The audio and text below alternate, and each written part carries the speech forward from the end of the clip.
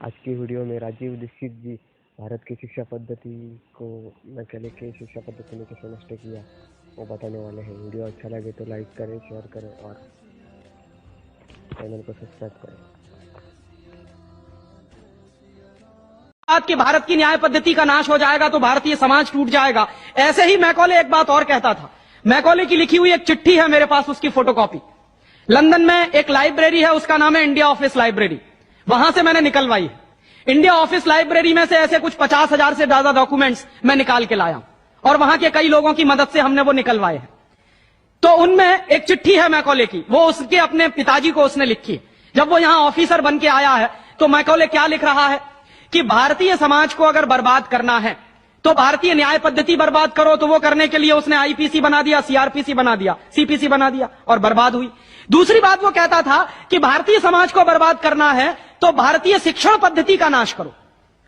तो मैकॉले कहा करता था कि जो भारतीय शिक्षण पद्धति है, वो खुद मानता था इस बात को, यह दुनिया की सबसे ज्यादा विकसित और सबसे अच्छी पद्धति।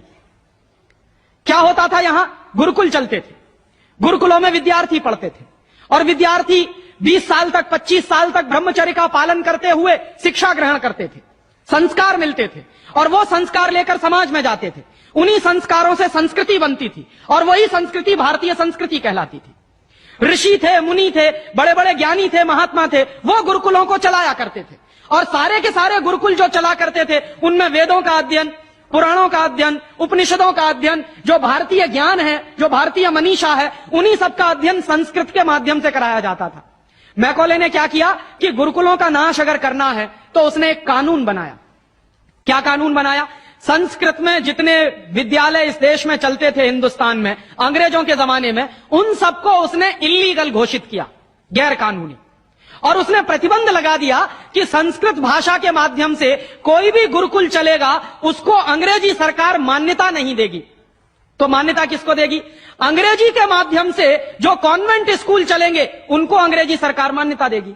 और उसके लिए बाकायदा उसने कानून बनाया। उस कानून का नाम है इंडियन एजुकेशन एक्ट। और यह इंडियन एजुकेशन एक्ट लागू हुआ 1858 में, आज से लगभग 140 साल पहले। तो 140 साल पहले जो कानून लागू हुआ था अंग्रेजों के जमाने में, वही कानून आज भी चल रहा है। उस कानून के आधार पर मैकॉले ने क्या किया? संस्कृत के माध्यम से चलने वाले गुरुकुलों को बर्बाद कर दिया, कानून बना के उनको बंद करा दिया।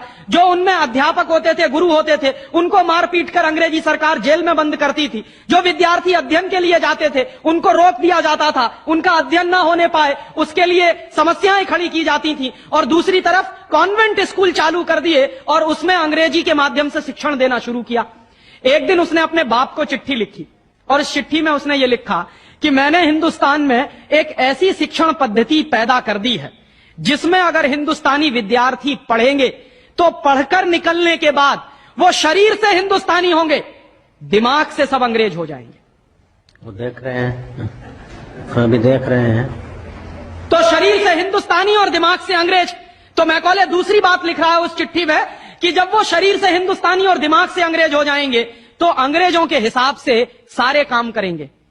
और वो विद्यार्थी जब कॉन्वेंट स्कूल में से निकलेंगे तो सबसे ज्यादा गालियां भारतीय संस्कृति को देंगे, सबसे ज्यादा गालियां अपने मां बाप को देंगे। कैसे? मॉम और डैड कह के। डैड माने होता है मरा हुआ और मम्मी माने होता है शव। इजिप्ट में आप जाइए, मिस्र एक देश है, वहां पे ममीज कहा जाता है किसको? मरे हुए आदमी के शव को। तो हमारी मां हो गई मम्मी और पिताजी हो गए डैड। आया कहां से ये? मैकॉले ने डाल दिया हमारे दिमाग में।